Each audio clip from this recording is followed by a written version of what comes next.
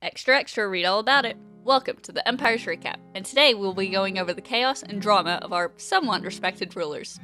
This week, lore is asserting itself, and we get to see many lore interactions between the emperors and their wonderful building lore. Did I mention there's lore this week? Fwhip begins his episode curing villagers for a stone shop. Having been placed into their new homes, a one-by-one space where they're going to stay for the rest of their lives, he starts a pickle farm. He hears the resident god likes pickles, so he travels there and makes a successful trade for gold. On the way back, he decides to start a pickle shop outside the front entrance of his cave. Back inside, he begins a build where he can do mass smelting, necessary for a goblin of course. In search of some swift sneak 3, he stumbles into an ancient city. Too scared to do it on his own, he goes and asks Catherine for help, and while on their way to the city, they come across Sausage and drag him along as well.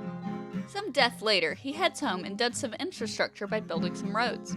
He plans to build another tunnel, and what better to use than explosives? Finally, he heads over to Jimmy's base to go get some gunpowder. Back at the Goblins, Fwhip tears down and builds up a new cobblestone farm. This time, it shouldn't blow up. He leaves to visit Falsa's base to leave a note for some iron, and on the way back, he collects some materials for some completely unrelated TNT he needs. Boars are something the Goblin Empire cherishes, and that includes hoglins. Fwhip enters the Nether to build a nether ranch for him, and only dies once. He gets back on track with his original goal of building a storage room. He blows a hole into the wall of a cave, and builds up a diagonal storage room made of various rocks, mangrove, and dripstone.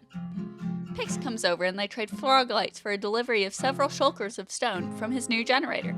He doesn't steal wheat while he's there, no. He carries on building up and decorating his storage room with some of the said froglights and a small pond surrounding it to hopefully help mob-proof. He wants to make a tunnel all the way to Dawn, Gem's empire. He does a little ancient debris mining, as he needs it for his goblin contraption by Borkon, which he spends considerable time making and using, but it doesn't get him very far. He goes back to his storage room and makes a gold room. Goblins treasure raw gold, as you can only get it with your hands. Gold is also treasured by deities, as evidenced by Joel's adventures this week. He returns to find pieces of quartz have mysteriously appeared in his fountain, but he has more important things to worry about. After hours of material gathering and a side trip to Jimmy's Mesa, he constructs a gold farm that will give him more than he'll probably ever need. Hermes has returned with a variety of gifts, including a mending fishing rod, which I'm sure will lead to no shenanigans at all. In order to construct his next project, he needs, among other things, quartz and dyes. A Templar appears in the village below, coincidentally containing villagers trading gold for emeralds, which he uses to acquire quartz from Fwhip's masons. He then heads to Chromia for cyan dye, tossing a broken elytra to Scott in exchange. He takes a slightly different approach to the exterior of a sugarcane farm, creating a floating building rather than a floating island. Back on the ground, he meets Fwhip and makes a secret trade for gunpowder using his newfound riches. I threw a piece of sugarcane in the fountain like about 5 minutes ago, so hopefully law should have happened by now. But yeah, let's go check it out, shall we? Wow, look! Law! Oh my gosh! Sugarcane farm built. He drops Hermes off at Sanctuary with a gift of gold. Joel remedies his transgressions with Gem by dropping off his beehives. No more issues in that relationship. Finally, Princess Gem has gotten her hands on a fortune pickaxe, and manages to get enough diamonds to make some tools and boots before enchanting them. Before going to Jimmy's to get some terracotta to further her sunny color scheme, she lets us know that she will now be exporting golden carrots as well as honeycomb. Using the terracotta she gains from the trade deal, Gem makes a color palette. She then uses it in the new tavern she's building. She explains that she got her inspiration for her medieval theme during her trip to London, which she uses the pubs she found there as inspiration. Out of the corner of her eye, she spots the wisps, which lead her across the ocean to Sanctuary? Gem learns of the new magic there, sadly mentioning that her empire doesn't seem to have any magic. What? You have to have magic. Gem, you're part of your lands and you're magical. Come on down. Nah, I'm just princess. As she explores, she finds a pair of butterfly wings, her new elytra. Finally, she can fly, which she makes use of to get back home. Wanting some cool wings of his own, Sausage plants his wings with some of the magic he used for the portal. He leaves it to do its work, and comes back to find that the magic has made a tree with the wings on the inside. He goes to Tumbletown, looking for some gunpowder. He leaves a gift of some wood for Jimmy in return, though he doesn't need to. He needs a proper storage system so he isn't rummaging around in every chest to find stuff. So, he time-lapses a storage building nearby his magic portal. He heads over to Fwhip's skeleton spawner to repair his tools. As he was leaving the cave, he ends up stumbling into Fwhip and Catherine, who drag him along on an adventure. That adventure being the deep dark. For their lack of work, Fwhip gives them each an enchanted golden apple, and when he gets back to Sanctuary, he asks the magic for a new elytra, as he lost his in the deep dark. Someone else dabbling in magic this week is Catherine, who realizes that upsetting the sheriff is probably not a good idea.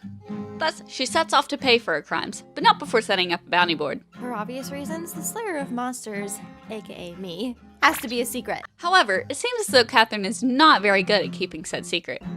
Basically the secret is, I'm a monster slayer. My bounty board, basically, if anyone on the server needs help slaying monsters... Yo, wait, Catherine, what are you wearing? Oh, I'm a monster slayer. After making peace with the law, Catherine managed to create her first zombification station. See you later. Have a fun time. Using the levels she gets from trading, she builds up an enchanting area, before being recruited by Fwhip to visit the Deep Dark. Sausage seems keen on creating chaos during the trip, summoning the Warden and antagonizing it. Oh. Although, Fwhip triggers one of his own. Despite her 5 years of Minecraft uploads, she learns that enchanted golden apples are the rarest item in the game this week. Of course, this is after she eats the one Fwhip gives her. While in the Deep Dark, the trio stumble upon a sign saying, "Good vibes only, please don't hurt me." Is this the Warden leaving notes? Or could there be another person lurking about? Speaking of lurkers, Sir Piggles was getting bored and starting to wander, so Joey put a boat in his boat so he can boat while he boats.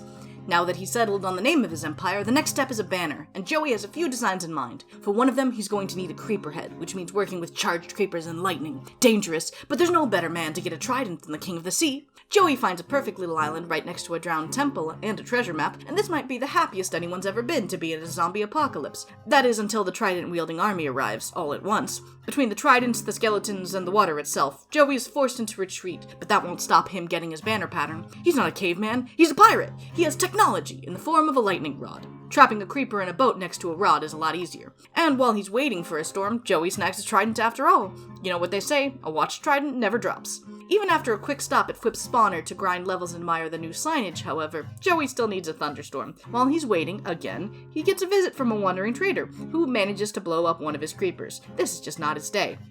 Finally, the sky darkens and rumbles with thunder. It takes several tries, throwing tridents and getting blown up a few times, but Joey holds the head in his hands at last. The charged creeper head from the server data pack that won't work for a pattern. We were joking about a curse, but maybe Joey really should stop stealing from dead men. Pixlriffs is excited about the first tower resident. Sausage's sanctuary outpost adds a little color to the Great Bridge, and hopefully it will encourage the others to claim their spots. Meanwhile, he's got more building to do, extending the roadways near the soon-to-be main entrance to the capital. The curling frame of the new stairwell is the perfect place for the Emerald Exchange, Pixlriff's newest scheme to get people to bring him emerald ore. The Copper King may be gone, but the Emerald Heart lives on. He tinkers with the design for a bit and learns not all that is green glitters. And if we put more emerald ore in here, that's all going to start filtering down until... No, hello. That was a narrowly avoided disaster. That was basically all the emerald ore I owned, so I'm quite glad that didn't end up exploding. There's a few of them around, though. Anyway. An old stone face judges the blocks thrown into its fountain, and if pleased with the emerald ore offering, swallows it and literally spits out payment. Olmec has very specific tastes, and if you get that joke, you're welcome. Of course, he has plans for a deep slate emerald ore exchange as well, but to do that, he actually needs a deep slate emerald ore for the item filter, and his favorite block continues to elude him so far, as does the calcite thief who dug up his mountain. In the meantime, Pix decides to put all the dirt from his terraforming work to better use by turning it into mud. The design of the dirt converter isn't as intricate as the machine, but the small old factory fits in well with the rest of the ruins. On a previous livestream, Jimmy spent quite a while looking for an elytra, and then shows us the progress on his creeper farm. He has added another layer on top and built up a water tower to his AFK spawn. On the technical side of things, he wants to go underground and light up the caves for better raids in the park.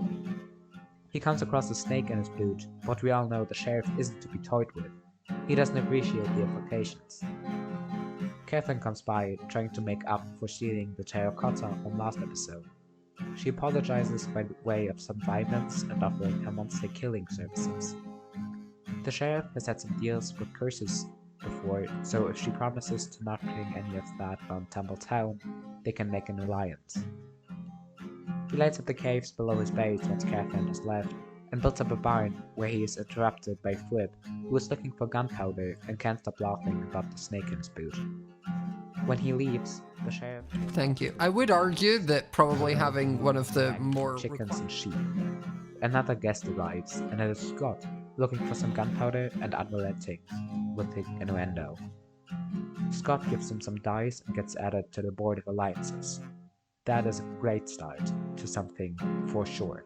Shelby begins her episode with the intent to build up a small storage room in the Evermore, but before she can get started, she gets a goblin visitor in Fwhip, who is looking for some potions to cure the dead. They trade rocks for potions of weakness, and Fwhip makes a request for a potion that will make him fly. Shelby tries, but the potion accidentally makes him taller in the ear department. Luckily, Fwhip is rather happy with his new goblin ears. She cuts down some of the mangrove in hopes of making her area easier to find, and comes across Lizzie in the woods, who warns her of a witch in the area. Shelby banishes her fears of being turned into a frog, but possibly gives her a new fear in the Evermorean fog that can claim souls now, apparently. Long story short, I accidentally, in switching dimensions, brought us into an exact parallel universe where everything is exactly the same as it was before, except for this mushroom shop here is ever so slightly different. That is the only change that happened in my incident. Clearly, she's doing fine with her potion brewing. She's just very powerful. Shh, don't tell the Witches Academy. Her magic has reached its limits with the wand she's currently using, so she needs to finally make a real one. She mixes the old wand's magical essence and her trusty bow, and poof! That's a wand fit for a real witch. Shelby shows the new entrance to the Evermore and finds a letter from the Witches Academy. It declares that due to her accidentally bumping reality a little to the left, it is too dangerous to allow her to continue practicing magic, and she is hereby expelled from the academy. She is ordered to return home and hand in her wand immediately, never to cast or brew ever again. Shelby takes the letter into the nether and casts it into the lava. She's going to prove them wrong. She's going to show everyone what she can do. And with that, join us next week for more chaos and shenanigans. Thank you for watching, liking and subscribing, and an extra thanks to everyone helping out with the project. Check them all out down below.